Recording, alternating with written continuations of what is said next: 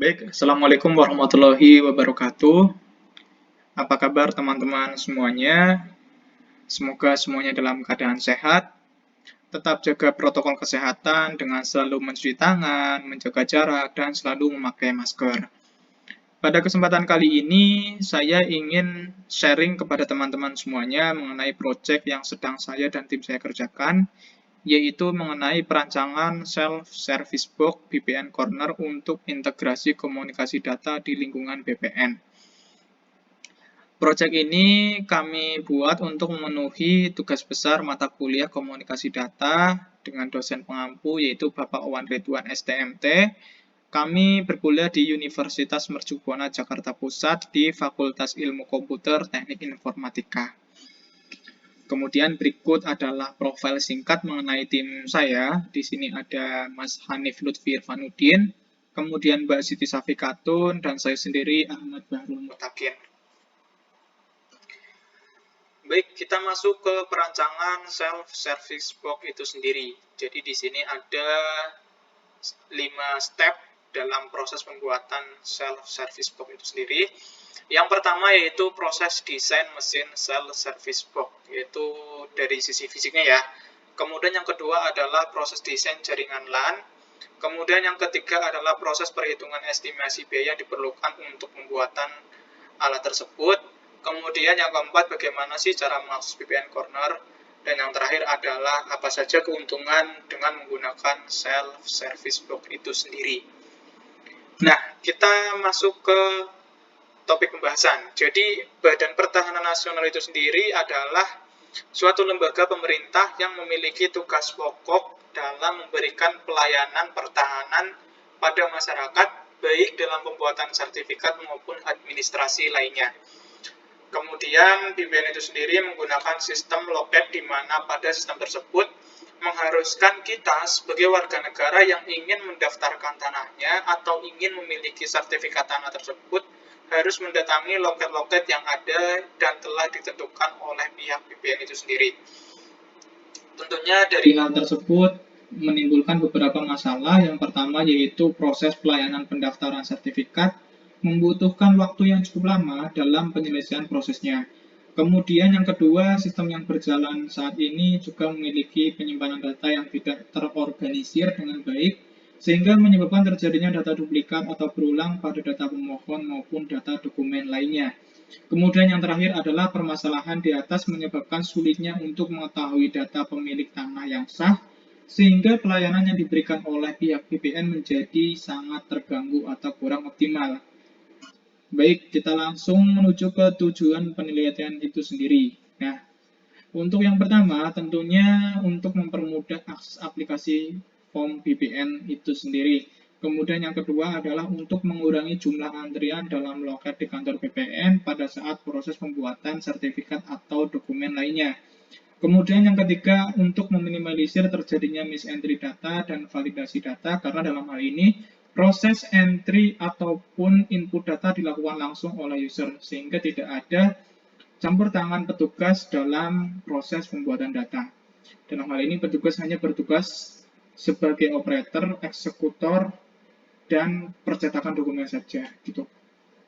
Kemudian untuk yang selanjutnya, untuk mempersingkat proses waktu pelayanan pada kantor VPN. Dan yang terakhir adalah tentunya untuk mengurangi penggunaan kertas dan mendukung pelestarian lingkungan. Karena proyek kita kali ini benar-benar menghilangkan penggunaan kertas untuk proses input data itu sendiri. Jadi yang menggunakan kertas hanya untuk print out dokumen sertifikat tanah yang sudah jadi ya.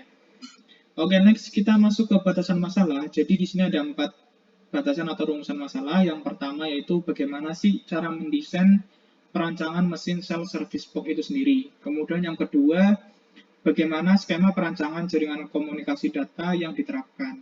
Kemudian yang ketiga, bagaimana sih cara mengakses VPN corner tersebut. Dan yang terakhir adalah manfaat apa saja yang bisa kita rasakan ketika kita menggunakan VPN corner tersebut. Sangat menarik bukan? Baik, untuk landasan teorinya sendiri kita memakai self-service, di mana kita ketahui bersama bahwa self-service merupakan sistem layanan terpadu berbasis teknologi informasi yang memberikan kemudahan pada pengguna untuk memenuhi segala macam kebutuhan mereka secara mandiri. Kemudian, Local Area Network atau biasa disingkat dengan LAN merupakan jaringan yang bersifat internal dan biasanya milik pribadi dalam perusahaan kecil atau menengah dan biasanya berukuran sampai beberapa kilometer di area perusahaan. Oke, kita masuk ke topik yang menarik, yaitu proses desain mesin Self Service Box itu sendiri. Sebenarnya kalau dari secara desain itu tidak jauh berbeda dengan Self Service Box yang ada di tempat fasilitas umum lainnya. Hanya saja dalam hal ini kita berfokus pada peningkatan kenyamanan penggunaan oleh user. Jadi mulai dari bentuk, kemudian tampilan interface-nya itu sendiri seperti apa dan berapa sentimeter tingginya benar-benar kita perhitungkan. Sebagai contoh, komputer akan menghubungkan dengan jaringan LAN yang ada pada kantor BPN, sehingga data yang diakses dari komputer ini bisa terhubung langsung ke data yang ada di server. Nah, seperti itu. Kemudian ketika kita simulasikan desain mesin dengan jarak pandang manusia, memang desain yang kita buat disesuaikan dengan tinggi rata-rata masyarakat Indonesia, yaitu maksimal 180 cm. Kemudian box mesin itu sendiri kita buat berukuran tinggi sekitar 150 cm dari permukaan. Sehingga dengan perhitungan tersebut, jarak layar dengan jarak pandang tinggi badan rata-rata pengunjung kantor BPN bisa sesuai. Kemudian dari segi ilustrasi antarmuka halaman web BPN Online itu sendiri, sebenarnya kita buat sedemikian simple dan sederhana tapi tetap user friendly. Jadi halaman situs ini yang akan ditampilkan pada layar komputer mesin Self Service Box atau BPN Corner. Dari halaman inilah semua data yang diakses akan terhubung langsung dengan database server yang ada di lantai 1 dan 2. Komunikasi data terjadi melalui jaringan internet LAN dalam gedung kantor BPN tersebut. Berikut adalah ilustrasinya. Baik, kita masuk ke desain jaringan LAN. Sebenarnya untuk proses desainnya itu tidak jauh berbeda dengan proses desain jaringan aplikasi lainnya. Hanya saja yang berbeda di sini mungkin hanya dari segi device dan jumlahnya saja gitu ya. Tetap secara device hampir sama dengan proses pembuatan aplikasi lainnya. Kemudian kita langsung saja masuk ke pembahasan apa saja sih yang dibutuhkan atau perangkat apa sih yang dibutuhkan dalam proses pembuatan BPN Corner itu sendiri. Tentunya yang pertama kita membutuhkan satu unit server ya, kemudian yang kedua satu unit router, yang ketiga satu unit switch, kemudian yang keempat kita perlu 4 PC BPN Corner, dan yang terakhir tentunya kita perlu 6 pieces atau 6 roll kabel straight. Tentunya panjangnya kita sesuaikan dengan titik-titik di mana BPN Corner itu diletakkan. Baik, untuk desain jaringannya sendiri sebenarnya sih simple saja ya dan umum gitu ya.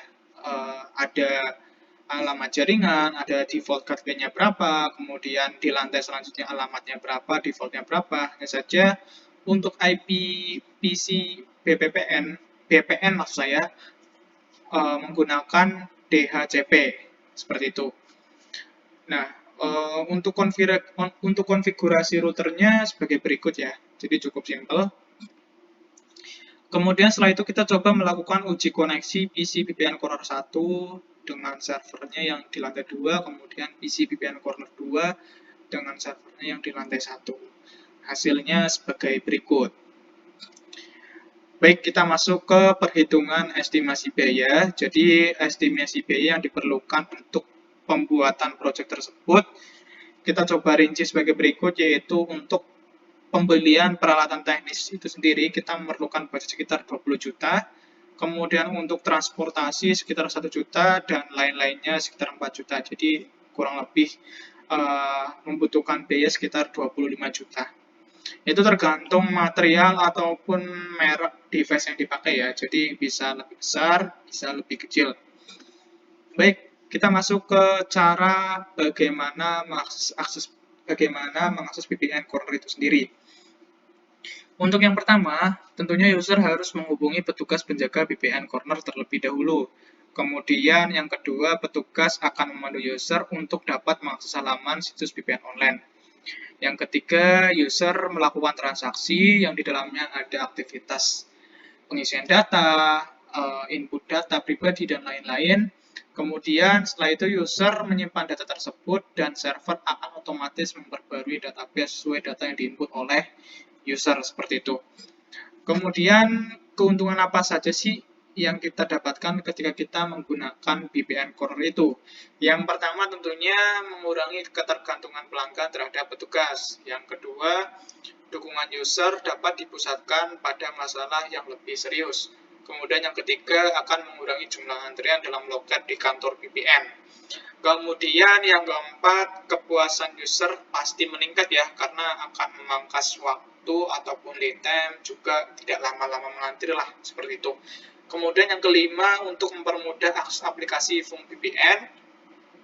Yang keenam, untuk meminimalisir terjadinya misentry data dan validasi data. Kemudian yang ketujuh, untuk mempersingkat proses waktu pelayanan pada kantor VPN.